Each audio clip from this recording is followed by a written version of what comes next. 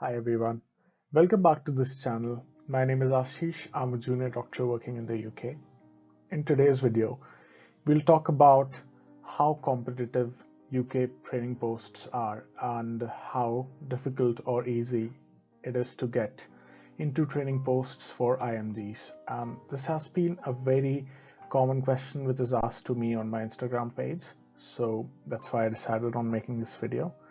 So let's talk about it.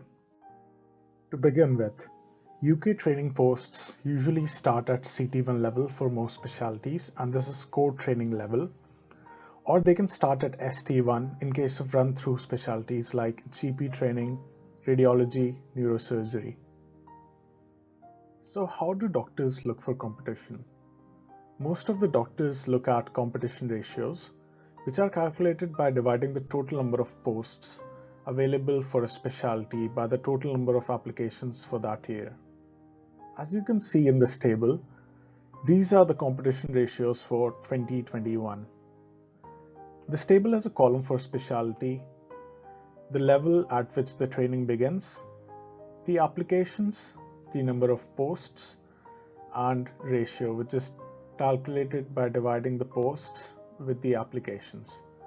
You can see that a few specialties have very high ratios, and these specialties are community sexual and reproductive health and trauma and orthopedics at CT1 ST1 level and public health medicine.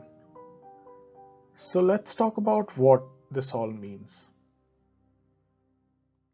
First of all, what influences the ratios? Now these ratios can fluctuate from year to year, and this depends on how many people are actually applying for that post in that year. And it also depends on how many posts are being advertised in that year. I personally believe that competition ratios are quite inaccurate and they don't reflect the real competition for the number of posts available for a specialty. Let's talk about why it is so. The first reason to say so is because competition ratios do not reflect local competition. As more and more people want to live in bigger cities, and people living in bigger cities don't want to leave them, which might be for personal reasons, the ratio increases here, and this leads to higher competition ratios. The same training posts might be available with less competition in smaller cities, and the competition ratios will be less here. As the national ratio is averaged, these are not proper indications of the overall competition. My second reason is that candidates do multiple applications. Now, many candidates apply for more than a post, but they never go for interviews or they never take up those posts even if they get them.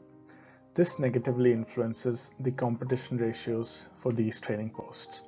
For example, if a doctor is interested in radiology, then they might apply for GP training as well, because both of these specialties have a common entry exam, which is MSRA, or multi-specialty recruitment assessment. Now, even if these doctors get into GP training, they will leave it and they will never take these posts, but because they had applied for these posts, this will negatively influence their competition ratios, and you might feel that there is more competition in GP training. My third reason for saying that competition ratios are inaccurate is that different specialties have more than one round of applications. Now the competition ratio differs in different round of applications, which is round 1 and round 2, and round 2 applications might appear more competitive due to the less number of seats left after round 1. So this might influence the competition ratios in different rounds of application. A fourth reason is that some specialties open up at different levels.